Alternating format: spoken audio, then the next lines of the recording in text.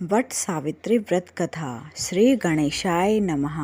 नमः पार्वती पतये हर हर महादेव। जिस व्रत ने मृत्यु के देवता को भी झुका दिया वही है वट सावित्री व्रत। नमस्कार मित्रों, ज्येष्ठ मास की अमावस्या को मनाया जाने वाला वट सावित्री व्रत सुहागिन स्त्रियों के लिए अत्यंत पवित्र और फलदायी माना जाता है। इस दिन महिलाएं अपने पति की दीर्घायु और सुख समृद्धि के लिए व्रत रखती हैं और वट वृक्ष की पूजा करती हैं। पौराणिक कथा के अनुसार बहुत समय पहले एक राजा अश्वपति थे। उनके कोई संतान नहीं थी। उन्होंने माँ सावित्री की कठोर तपस्या की, जिससे प्रसन्न होकर देवी ने उन्हें एक तेजस्वी पुत्री का वरदान दिया। उस कन्या का नाम रखा गया सावित्री। सावित्री अत्यंत रूपवान, बुद्धिमान और गुणवान थी। जब उसके विवाह की बात आई तो उसने स्वयं अपना वर चुनने का निश्चय किया। वन में भ्रमण करते हुए उसने एक तपस्वी और सत्यनिष्ठ युवक सत्यवान को अपने पति के रूप में चुना।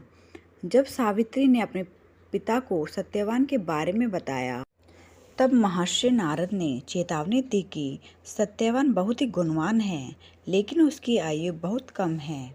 विवाह के 1 वर्ष बाद ही उसकी मृत्यु निश्चित है।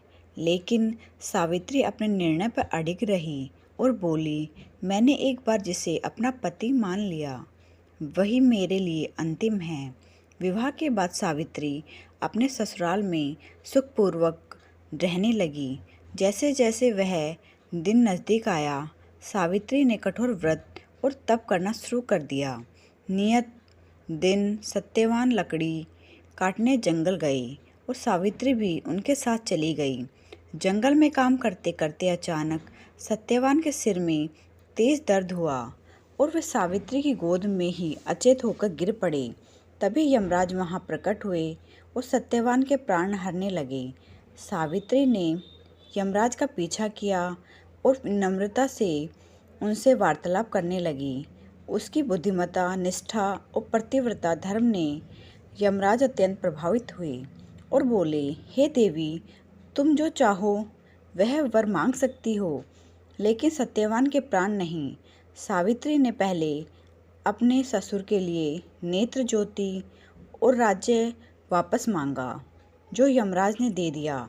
फिर उसने अपने पिता के लिए 100 पुत्रों का वर मांगा, वह भी मिल गया। अंत में सावित्री ने कहा, मुझे भी 100 पुत्रों का वरदान दीजिए।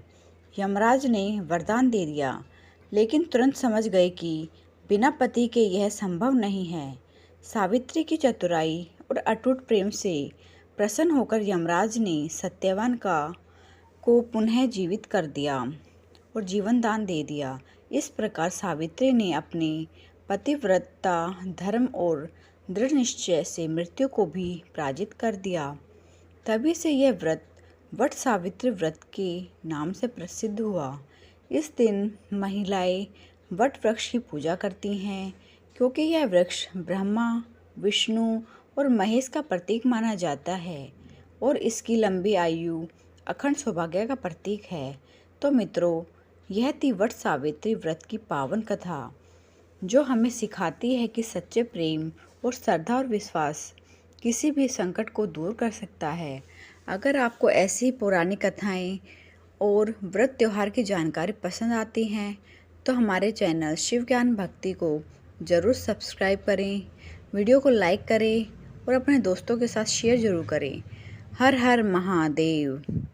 नमः पार्वती पतये हर हर महादेव।